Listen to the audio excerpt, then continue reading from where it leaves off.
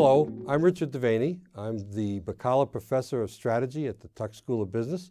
We're here today with Ken Hicks. He's President, CEO, and Chairman of the Board of Footlocker.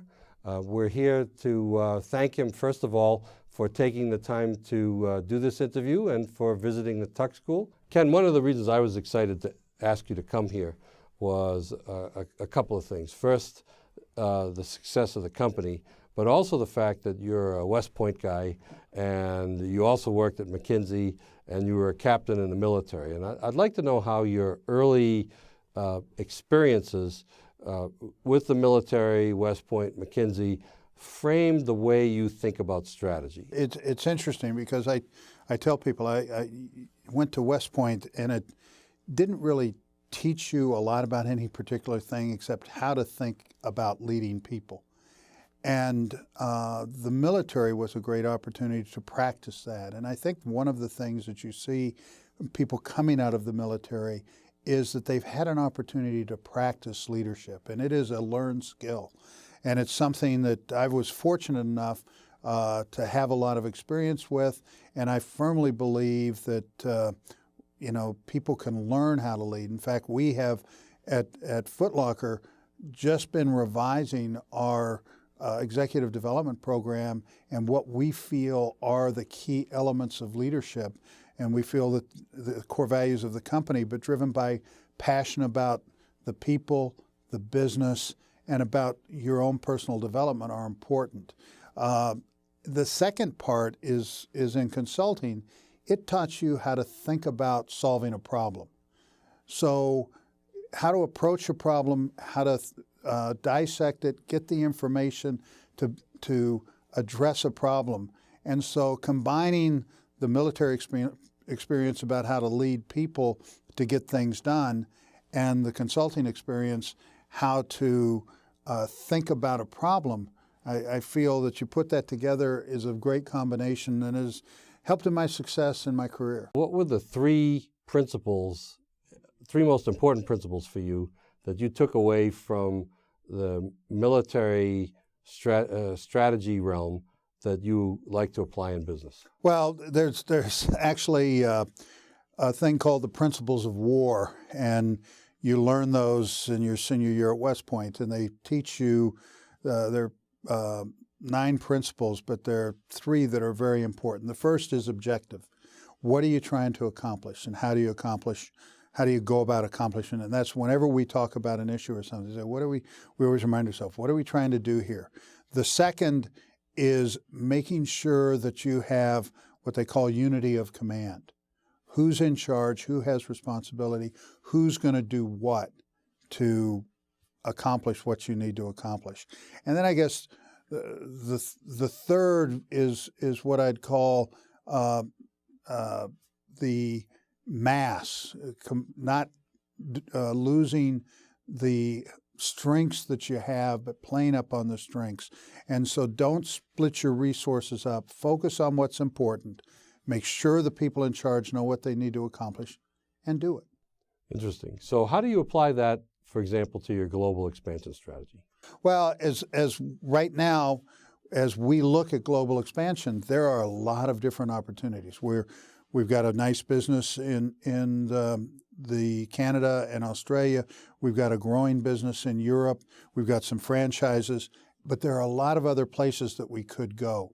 So we continue to look and at the different opportunities, but right now we're applying our mass in Europe and making sure that we have enough resources and strength to develop and take advantage of the growth in the European market for our business. So, taking those principles and understanding what we're trying to accomplish and what it takes to accomplish, we're having some pretty good success in Europe.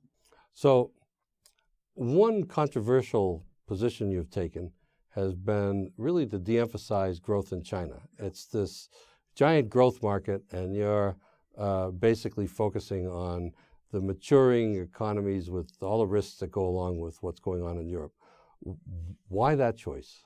Well, when you look at our industry actually is growing more rapidly in the United States and Europe than it is in China for a number of reasons. China has a very overstored. Our product is viewed as a somewhat of a expensive discretionary product. There's not as big a customer base as we would like to have at this time, and the fact that most of the people who are successful in China as retailers are vertical retailers versus brand retailers as we are. In other words, they make the product that they sell. So you put those things together, tells us now's not the time. It's not to say never, and we constantly evaluate the situation and look at it. But for us to have a profitable, viable, growing business, now's not the time in China. Mm-hmm. And what's so good about Europe? Europe is a market which has high demand for our product. There are people who have the money to buy it. And there are elements of the business that are underdeveloped. For example, basketball in Europe is a much smaller part of the business, and that business is growing rapidly. We also see a growth in the trend of performance athletic, and that's something that we've got a pretty good position in as more people worry about their health and become more health conscious. So taking the opportunity of growing businesses like basketball and growing types of customer groups like those who are into fitness, it's a great place to be. Mm-hmm. I'm curious about your specialty stores for women. Aren't they cannibalizing some of your sales in your regular Footlocker stores? Not really. The way we've positioned it, our Footlocker stores are really targeted at women who are between the ages of 15 and 25, and it's more fashion focused. Our women's banners, as we call them, the standalone women's stores, 602 and now Lady Footlocker, are more about performance and are for that woman between the ages of 25 and 35 as she starts to think about, I'm more interested in fitness, I'm more interested in taking care of myself. And so we've got shoes, and the other thing we've done is add a lot more apparel because she wants to put together the apparel and the shoes, and she doesn't have that opportunity. She also doesn't have the opportunity to do it with brands. And so us having the ability to allow the woman to buy her shoes and the brand she wants in one place, we think's a home run, and we're seeing some very good success with it. In terms of the long-term future of Footlocker, what do you see the company being in 10 years? I think the company is going to be much more global.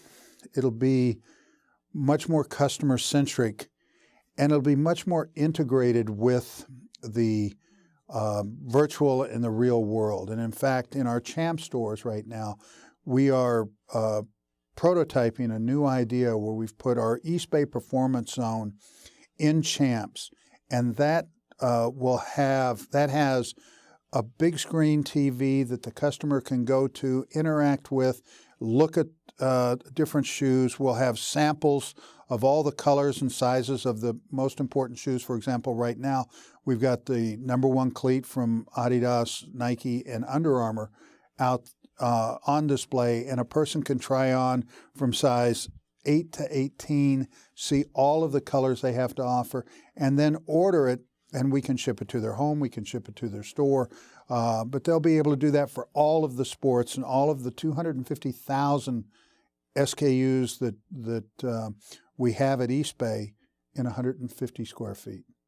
We think that's exciting. We think ultimately that's where retail is going to go because people still want to touch, but they also want the ability to have that full assortment. And this test that we're running now in 4 stores, we've got a few bugs, but we're seeing some good results, and the customer reaction has been tremendous. And the different things the customer's teaching us about how to hook up the real world and the virtual world has been very helpful.